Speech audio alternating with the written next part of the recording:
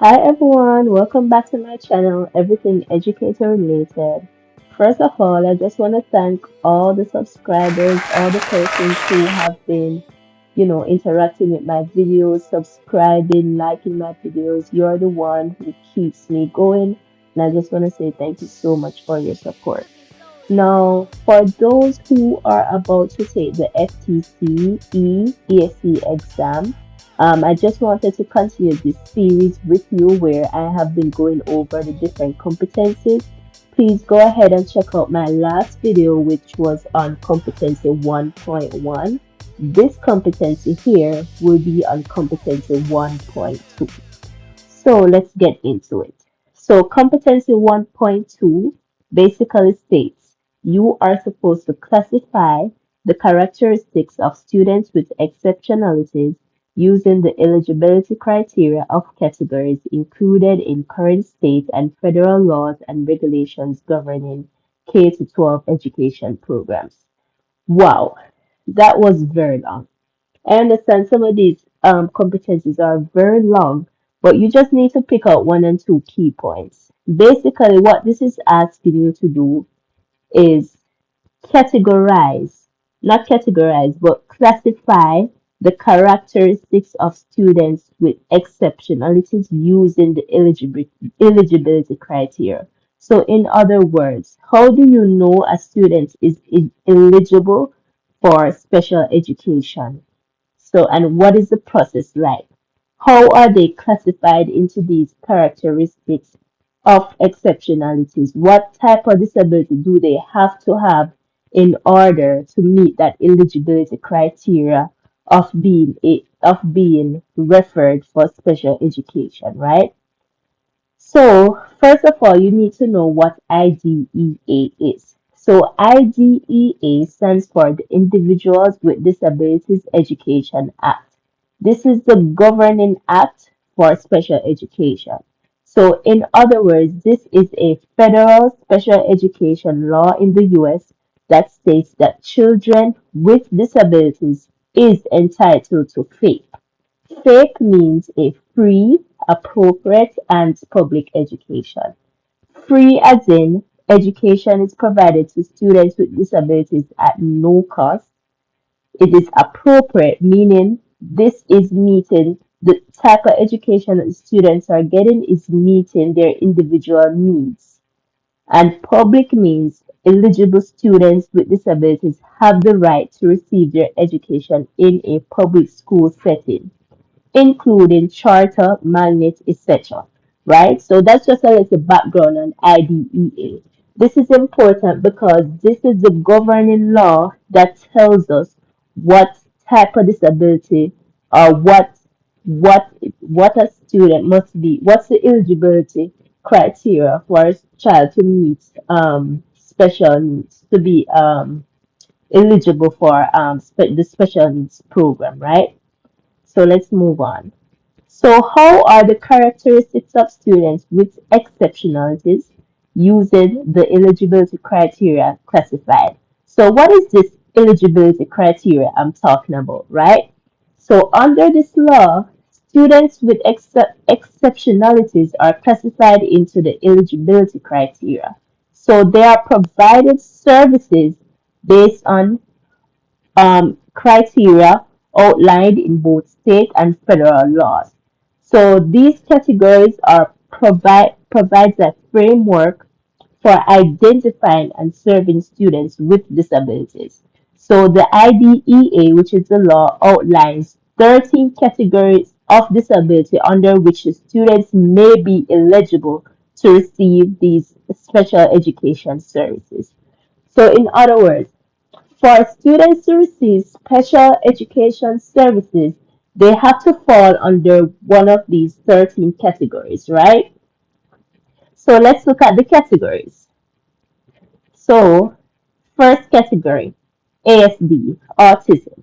A lot of you might have known about autism already. It's basically a neurodevelopmental disorder characterized by challenges with social communication and interaction. The other one, deafness. That's significant hearing impairment. The other one, deaf blindness, that is both hearing and visual impairment. Emotional disturbance, meaning you have emotional or behavioral challenges that interferes with your learning. Intellectual disability, that means significant limitations in the intellectual functioning, functioning of a student. Multiple disabilities, meaning the presence of two or more disabilities that require significant supports and services. You got orthopedic impairment, which is physical disability that affects a student's ability to move. Other sets, other health impairments. So, for example, chronic or acute health conditions, for example, asthma, specific learning disability, difficulty in one or more areas of academic achievement, such as reading, writing, or math, speech or language impairment, that is challenges with speech production, fluency, or language comprehension, traumatic brain injury, acquired brain injury caused by an external force, visual impairment, including blindness, which is the partial or complete loss of vision, and developmental delay, which is delay in one or more areas of development, which includes your physical development, cognitive, communication, or social emotional development. So, if a child has one or more of these 13 disabilities, they meet the eligibility criteria to be referred for special education services. Now, what is this process like, right? What, how does it work? How are students referred for special education, right? So once it seems that those students have one of those disabilities, obviously they're going to be referred, right? So this referral system works where a parent, a teacher, or any professional that work with the student may realize that the student might have like a, problem areas, right? So it can be, students can be referred to be evaluated for special education, whether it's to their teacher observing them, the parents having concern, screening assessments, or just referrals from other professionals. So the first process is that child has to be referred for special education. However, this process, the student cannot be evaluated until parental consent is provided. Written parental consent has to be provided, where the parents sign the form telling the school or wherever it's that, yes, go ahead and evaluate my student for special education. If that parent does not sign or give permission, they cannot do it. So, if parents refuse, the school or district must respect their decision and may not proceed with the evaluation unless under certain circumstances allowed by law, right? So, after that student is identified and they're referred for special education, then you have the evaluation process where the student is evaluated. So, if a student is suspected of having a disability, they undergo an evaluation conducted by a multidisciplinary team. So multidisciplinary team is basically like the educators, psychologists, speech language pathologists, and other specialists that come together to assess the students' strengths and weaknesses in different domains, right? So domains such as how are they performing academically, are they cognitively functioning, their social emotional development, and their physical abilities. So based on these results, then the team will decide if that student meet the eligibility criteria for special education. And then those services are provided, right? So what happens after that? So once it is said that the student is once the student is evaluated and they meet the criteria for special education, then they create an IEP for that student. So an IEP is an individualized education plan that is tailored to meet the specific need of that child. So If the student is found eligible for special education services, the IEP is a written document that outlines the student's present level of performance. How are they performing now? And what goals are we going to use? So, what goals do they need to meet, right? This also the IEP also tells their services that they're going to get, the accommodations or the modifications that are required for to give them during class or whatever, and participation in general education setting.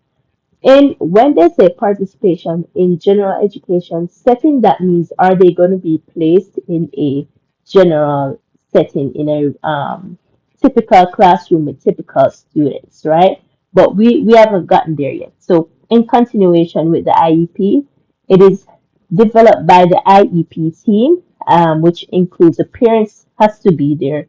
The child does not have to be there, but they can to get the child's input, based on their interest and stuff like that. But the parents should be there, have to be there, the teacher, the special education professionals, and as I said, students if appropriate. Um, Now back to the placement, right? The placement and service delivery. Where is the student going to have their educational needs met? Are they going to be in a regular classroom with typical students? Are they going to be placed? Are they going to be pulled out, right? So the IEP determines the appropriate educational placement, the least restricted environment, right? So the options may include general classroom with accommodations and support, placement in a special education classroom, or even a combination of both, right? So special education services and support outlined in the IEP are provided to the students as specified, right? So let's go more deep into the different types of placement. So the general education classroom, that is the classroom with the typical students, right? Then you have the general education classroom with modifications.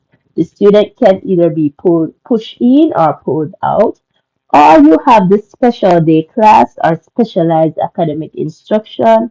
You have the non-public school, you have home school, you have residential facility, and you have many more different types of placement. But the students has to be placed in the least restrictive environment, meaning they have to be placed where it's as much as possible around typical students, right? So if they can work in a general education classroom, yes, they have to be placed there. If they can't, then it's moved to a special education classroom. So the least restricted, because you don't want to directly send them to a school where, they're away from others.